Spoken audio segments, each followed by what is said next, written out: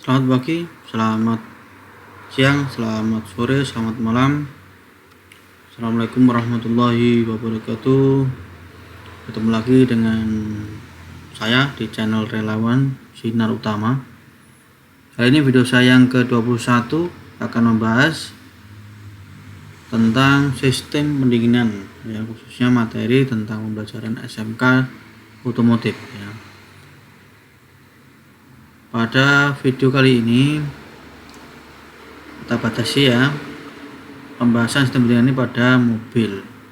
Nanti sudah motor akan beda lagi. Jangan lupa tonton video-video saya yang lain di channel saya. Yang belum subscribe silahkan subscribe, yang sudah saya ucapkan terima kasih.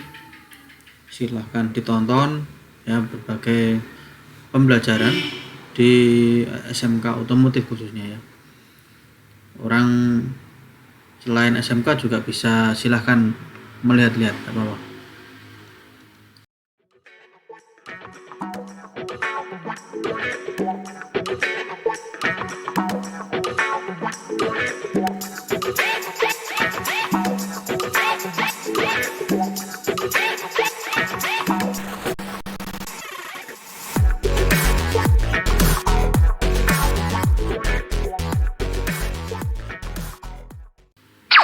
Oke, kita langsung masuk di sistem pendinginan kali ini, ya.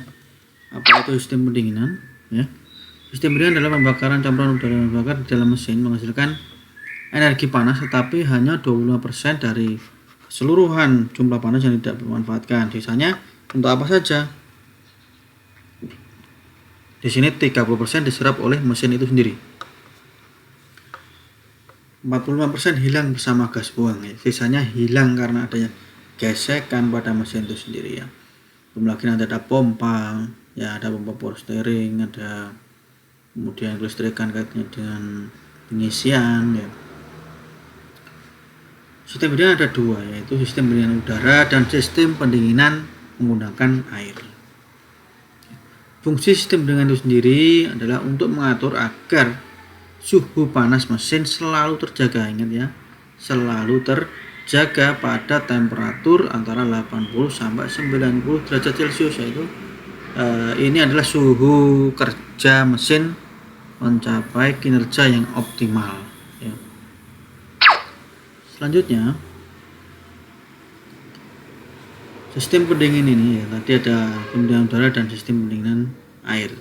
Ya, kalau udara biasanya ada kisi-kisinya, ya. Ini ada fan-nya, ya, ada fan-nya, kemudian di sini ada lubang-lubangnya, ya, dikipasi, ya. Kemudian kalau sistem pendinginan air, biasanya di dalam mesin itu ada komponen-komponen, diantaranya seperti ini, ya. Ada reservoir tank di sini untuk penampungan air, ya. Di sini ada radiator, kemudian masuk ke dalam water jacket, ya. Kemudian untuk mengaturnya ada di sini ada termostat. Untuk membantu pendinginan di sini ada fan, ya, fan. Kemudian yang menyirkulasikan ke semua komponen di sini ada yang namanya water pump. Cooling system sendiri, ya, cooling system sendiri bagian-bagiannya seperti tadi yang saya sampaikan, ada satu radiator, kemudian dua ada reservoir tank, kemudian ada tutup radiator atau radiator cap, kemudian cooling fan ini membantu pendinginan, kemudian water pump yang akan memompa ke semua komponen yang perlu didinginkan, kemudian ada termostat yang mengatur, ya, temperatur tadi 80 sampai 90 derajat Celcius, ya. Keuntungan sistem pendinginan air ini diantaranya mesin menjadi tidak berisik karena ruang pembakaran dikelilingi oleh air yang berfungsi sebagai peredam. Selain mendinginkan, air ini juga sebagai peredam, ya, gesekan-gesekan yang ditemukan antara piston dan silinder, ya, atau ledakan yang ada di dalam ruang bakar. Sirkulasi air pendingin di dalam mesin, ya, seperti ini sirkulasinya, ya. Jadi dari radiator, ya, ada flexible hose di sini, ya. Kemudian masuk ke dalam water pump dipompa menuju ke sela-sela dinding silinder yang mendinginkan silinder. kemudian mengalir lagi menuju ke termostat ya. Termostat lalu akan kembali lagi ke dalam radiator yang kemudian didinginkan oleh extra fan atau fan di sini ya. Sekarang kita bahas satu persatu komponennya apa saja. Ya, radiator di sini berfungsi untuk membuang panas ya. Radiator itu membuang panas air yang telah bersirkulasi di dalam mesin ke udara luar melalui sirip-sirip yang ada pada radiator. Ya, ini ada sirip-siripnya ya. Sirip-sirip ini dengan panjangnya saluran pada radiator ini akan membuang panas daripada air yang masuk ke dalam radiator. Selain itu dibantu oleh extra fan ya. Di dalam radiator ini seperti ini ada tube, ada plate fin, ada corrugated fin ya. Jadi kisi-kisi ini tidak boleh rusak ya. Kemudian tubnya juga tidak boleh keropos sehingga air yang masuk tidak bocor ya, atau udara yang melewati tube ini di sela-selanya corrugated fin ini lancar ya. Sekarang yang kedua adalah water pump. Fungsinya untuk mensirkulasikan atau memompakan air pendingin mesin dari radiator ke mesin. Biasanya pompa yang dipakai adalah jenis sentrifugal ya. Dan pompa ini digerakkan dengan tenaga mesin itu sendiri dengan perantara fan bell. Jadi yang menggerakkan water pump ini adalah fan bell yang digerakkan oleh poros engkol ya. Nah, seperti ini pompa sentrifugal yang ada di dalam water pump seperti ini yang kalau dibongkar. Komponen berikutnya adalah termostat ya. Termostat bentuknya seperti ini ya. Ini dengan with bypass valve ya. Di sini ada bypass valve ya, sini. Kemudian kalau ini tanpa bypass valve ya. Termostat adalah jenis valve otomatis yang beroperasi pada suhu air dingin dan biasanya terdapat pada silinder head water outlet ya. Jadi di luar, setelah air itu berkeliling di sekitar silinder kemudian melewati yang namanya termostat. Pada waktu mesin dingin, termostat menutup aliran air pendingin dari radiator ke mesin sehingga memungkinkan pemanasan mesin lebih cepat. Jadi pada saat mesin masih dingin, termostat ini masih menutup ya. Nanti kalau sudah mulai panas dia akan membuka sehingga air bisa mengalir ke radiator kembali.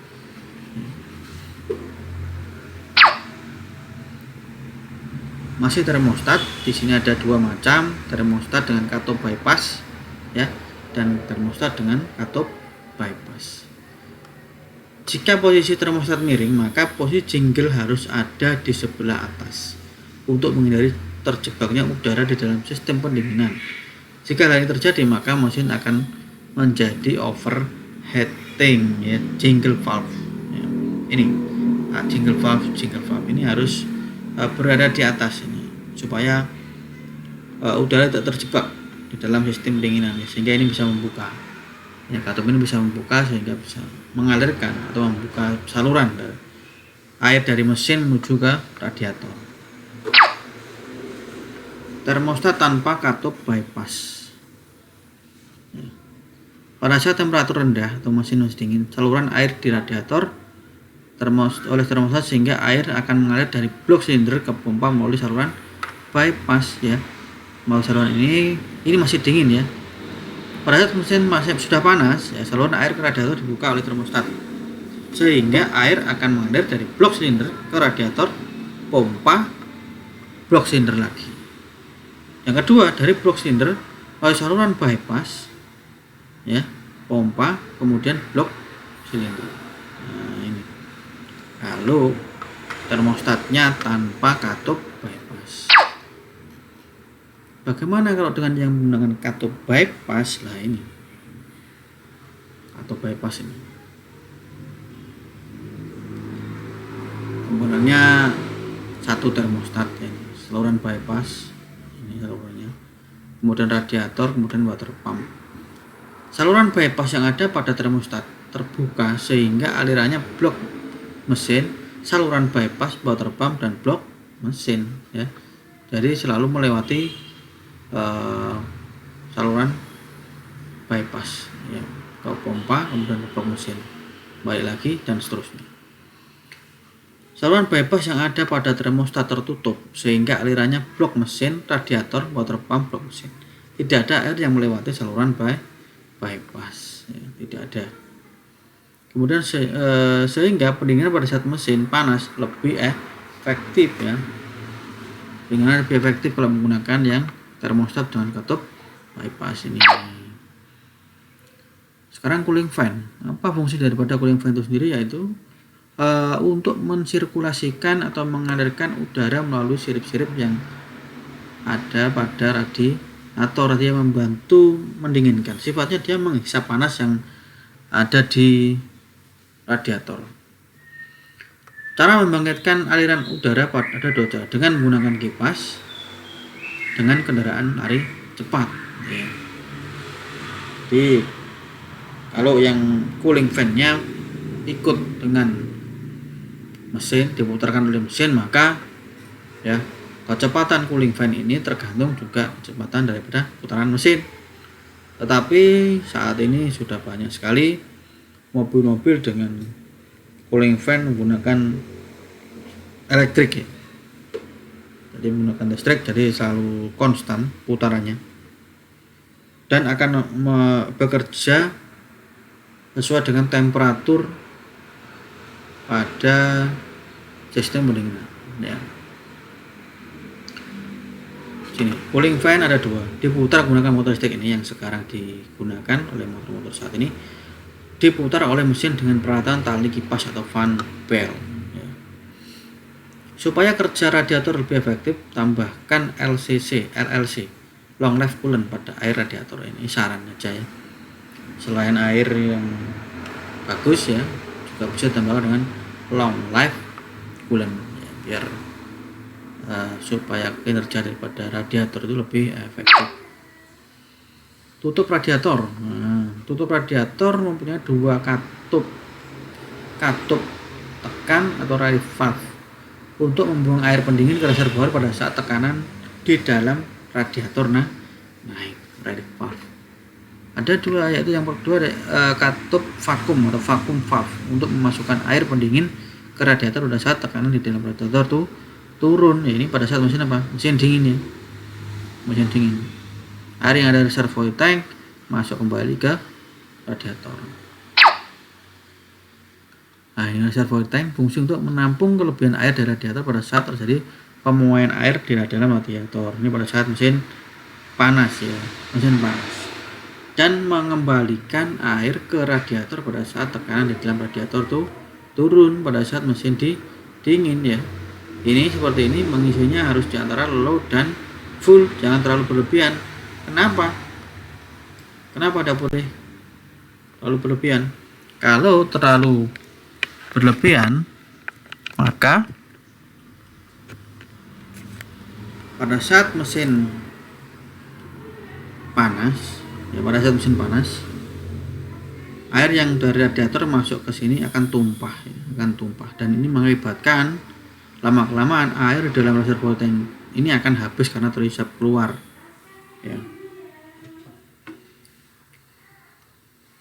Catatan, jumlah air dalam reservoir harus berada pada level low dan full ya, di antara ini aja yang diisi ya.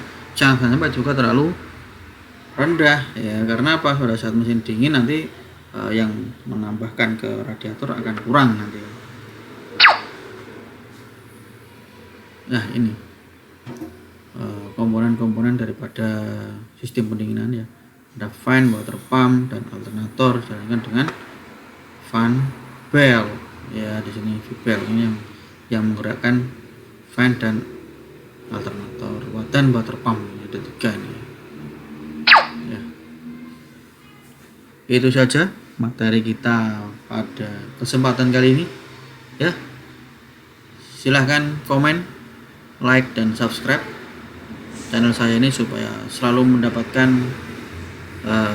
info-info terbaru tentang channel saya kaitannya dengan pembelajaran yang ada di otomotif, khususnya di SMK ya. Jangan lupa like, komen dan subscribe. Jangan lupa aktifkan loncengnya ya, supaya selalu terupdate video-video saya. Terima kasih. Assalamualaikum warahmatullahi wabarakatuh.